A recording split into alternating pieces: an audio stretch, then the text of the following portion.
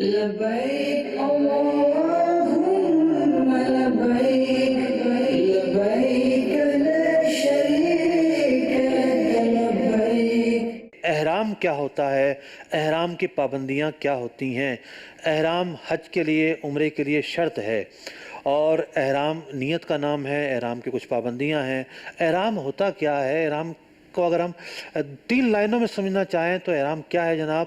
احرام نیت کرنے کا نام ہے۔ نیت کی جاتی ہے، میں حج کی نیت کرتا ہوں، یا میں عمرے کی نیت کرتا ہوں، یا حج اور عمرہ دونوں کی نیت کرتا ہوں۔ ساتھ ہی ساتھ نیت کرنے میں یہ بھی ضروری ہے تلبیہ یا اس کے قائم مقام کو لفظ پڑھے۔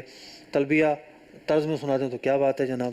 سبحان اللہ۔ لبیک اللہم لبیک لبیک لا شریک لک لبیک ان الحمد والنعمت لک والملک لا شریک لک لبیک اللہم لبیک لبیک لا شریک لک لبیک ان الحمد والنعمت لک والملک لا شریک لك لبيك اللهم لبيك لبيك لا شريك لك لبيك إن الحمد والنعمة لك والملك لا شريك لك۔ ہمارے اشفاق بھائی عالم دین ہیں، مدنی ہیں، لہٰذا انہوں نے جو اسلوب اختیار کیا یہ اس لیے اختیار کیا کہ تلبیہ جب بھی حاجی پڑھے گا مستحب اس کے لیے یہ ہے 3 دفعہ پڑھے۔ تلبیہ 1 دفعہ پڑھنا ضروری ہے، نیت کے بعد پڑھنا ضروری ہے، یا اس کے قائم مقام لفظ کہنا ضروری ہے، ورنہ احرام شروع ہی نہیں ہوگا، یہ نہ آپ کو واپس مکہ جانا پڑے۔ پھر اس کے بعد تلبیہ کے اپنے مواقع ہیں، جب جب مومنٹ ہوگی تلبیہ کہنا مستحب ہوگا۔ کھڑے ہیں، بیٹھے، بیٹھے تھے، کھڑے ہوئے، گاڑی چلنا شروع ہوئی، پہاڑ پہ چلنے لگے، نیچے اترنے لگے، جب جب مومنٹ کوئی پوزیشن چینج ہو تلبیہ پڑھنا مستحب ہوتا ہے۔ تلبیہ پڑھا جائے گا یہاں تک کہ خانہ کعبہ کا طواف شروع کیا جائے، طواف کے درمیان روک دیا جاتا ہے۔ عمرہ کرنے والا تو مکمل روک دیتا ہے، جو حج میں ہوتا ہے وہ پھر طواف کے بعد تلبیہ پڑھتا رہے گا، اور حج کا طواف باندھنے کے بعد، اور جو پہلے سے حج کا طواف باندھے ہوئے تھا وہ رمی کے وقت تلبیہ کہنا بند کرے گا۔ تلبیہ کہے گا نیت کے بعد، دوسری اہم چیز ہے، اور تیسری جو اہم چیز ہے، نیت کرتے پابندیاں شروع ہو گئیں۔ یہ احرام کے واجبات میں سے ہیں، اس کی پابندیاں۔ اب ہم سن رہے ہیں احرام کی پابندیاں ہوتی ہیں، احرام کی نیت میں آ گیا، احرام باندھ لیا، پابندیاں ضروری ہو جائیں گی۔ احرام کی وہ پابندیاں ہوتی کیا ہیں؟ آئیے دیکھتے ہیں احرام کی پابندیاں کیا ہوتی ہیں۔ احرام کی پابندیاں 3 قسم کی ہیں۔ مرکزی طور پر سمرائز کرتے ہوئے ان کی ہم 3 اقسام بنا سکتے ہیں۔ وہ پابندیاں جن کا تعلق شکار اور اس کے متعلقات سے ہے۔ نمبر 2، وہ پابندیاں جن کا تعلق بدن انسانی سے ہے یا بدن انسانی سے متعلق چیزوں سے ہے۔ نمبر 1 یہ 5 چیزیں ہیں: بال، نمبر 2 ناخن، نمبر 3 لباس، نمبر 4 خوشبو، اور نمبر 5 زینت۔ یہ 5 قسم کے کام ایسے ہیں کہ احرام کی پابندیاں ان سے متعلق ہیں۔ 2 قسم ہم نے ملاحظہ کی، جن کا تعلق شکار سے ہے، جن کا تعلق بدن انسانی سے ہے۔ نمبر 3 وہ پابندیاں جن کا تعلق بیوی کے قریب جانے یا اس کے متعلقات سے ہے۔ شکار کی طرف چلتے ہیں، ہم پہلے پابندیوں کی طرف چلتے ہیں۔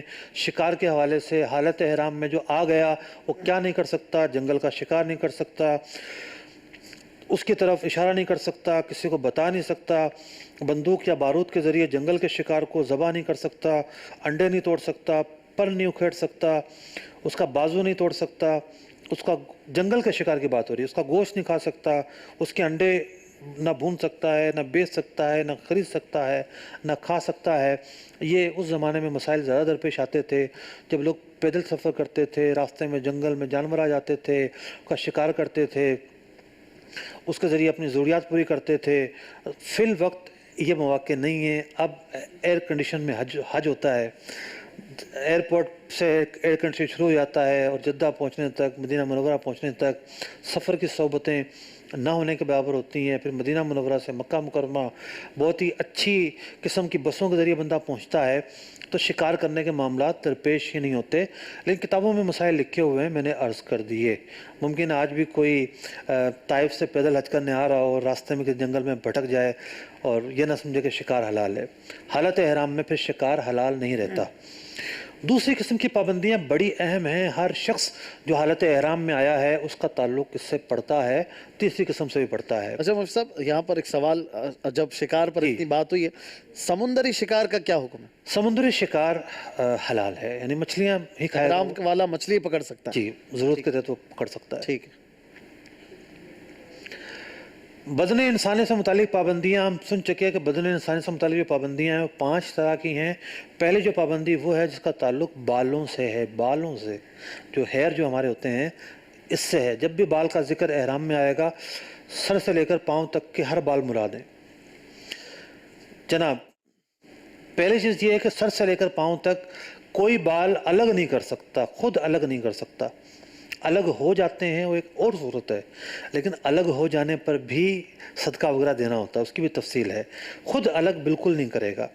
لہٰذا احرام میں آ گیا، اب مجھے نہیں تراش سکتا، بغل کے بال نہیں بنا سکتا، منہ زیر بال نہیں بنا سکتا۔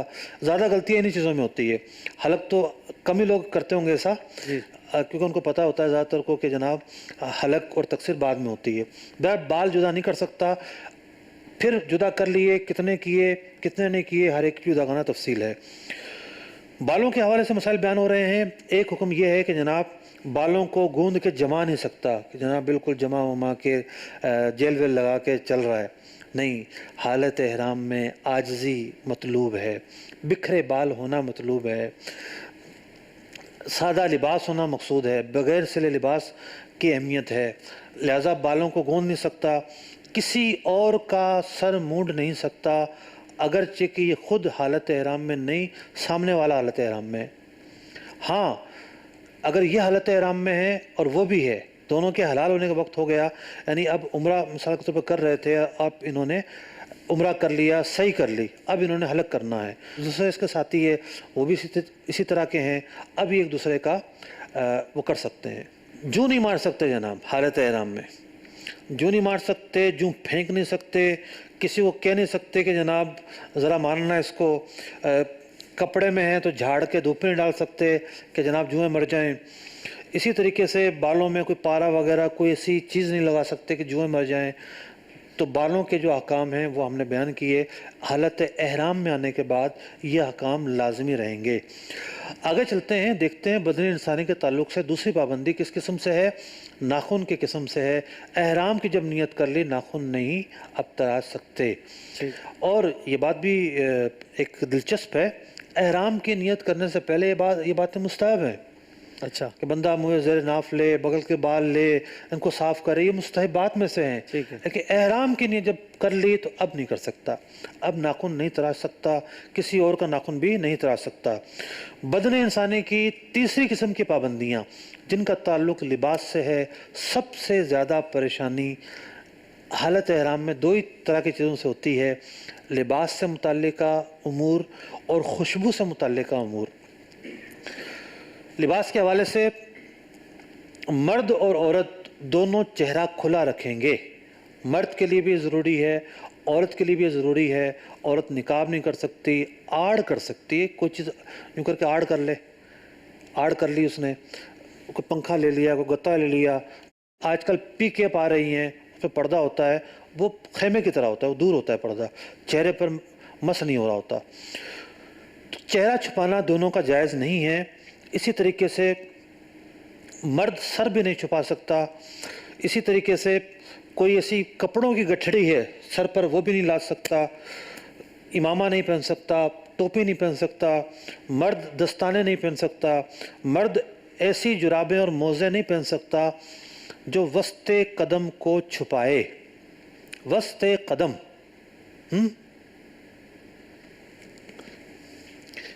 یہ جو قدم ہے، یہ جو حصہ ہے قدم کا، یہ حصہ، یہ وسط قدم ہے، یہ آگے کی انگلیاں چھپ جائیں حرج نہیں ہے، پیچھے کی ایڑی چھپ جائے حرج نہیں ہے، جو ابھار ہے جس حصے پر یہ حصہ نہیں چھپنا چاہیے۔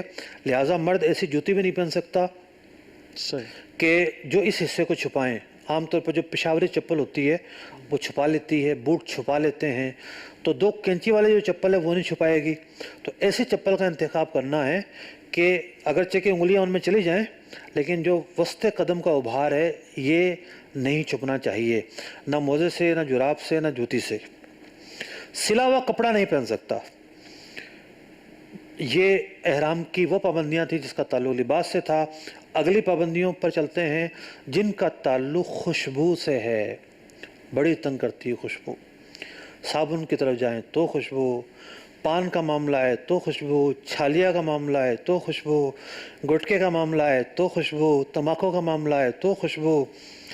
عطر لگانے والے تو کم ہوتے ہیں لیکن چھالیا، پان، گٹکے، تمباکو اور صابن اور شیمپو اور لوشن اور جہاز میں ملنے والا وہ لتھڑا ہوا خوشبو سے ٹشو، تو یہ جو چیزیں ہیں یہ بڑی ہی جو ہے نا وہ گمگیر چیزیں ہوتی ہیں۔ حلال و حرام کے درمیان یہ تو فرق ہے۔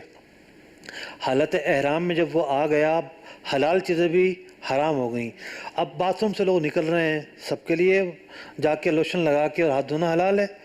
حالت احرام اسی لیے تو کہتے ہیں کہ بہت ساری چیزیں حرام ہو گئی ہیں، وہ نہیں لگا سکتا، اس میں خوشبو ہوتی ہے۔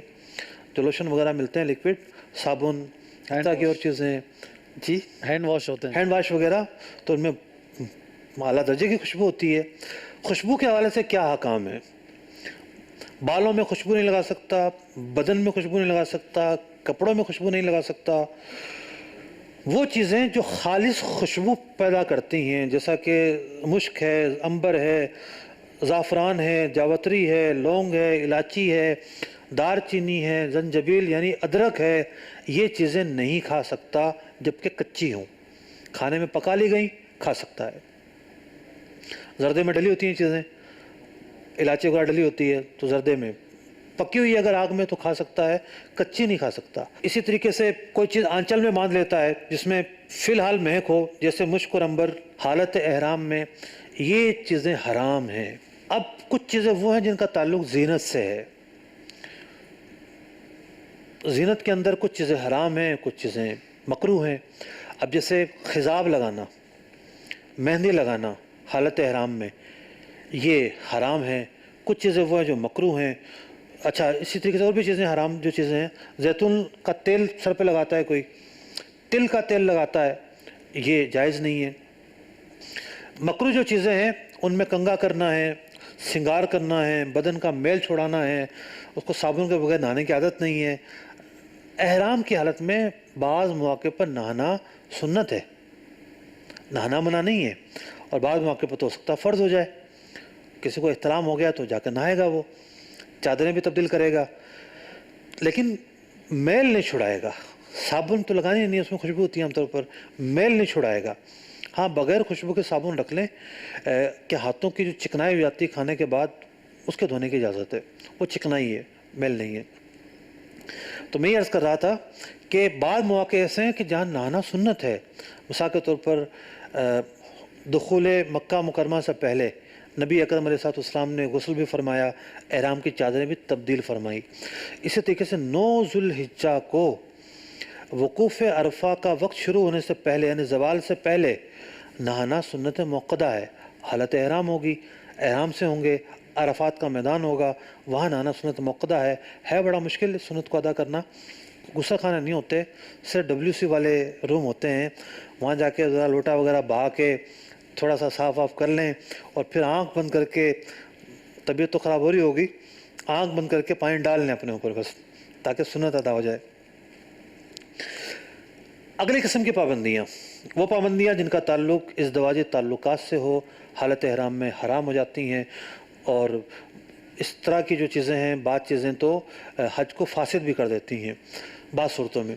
پہلی چیز ہے، حاجی کو اس بات کی اجازت نہیں کہ بیوی کے قریب جائے، صحبت کرے یا اس عمل کا نام لے یا بیوی سے وہ معاملات کرے جو ازدواجی تعلقات کہلاتے ہیں۔ تو یہ 3 قسم کی پابندیاں تھیں۔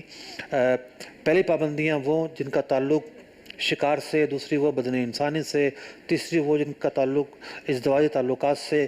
پھر بدن انسانی کی جو پابندیاں ہیں ان کی 5 اقسام تھیں۔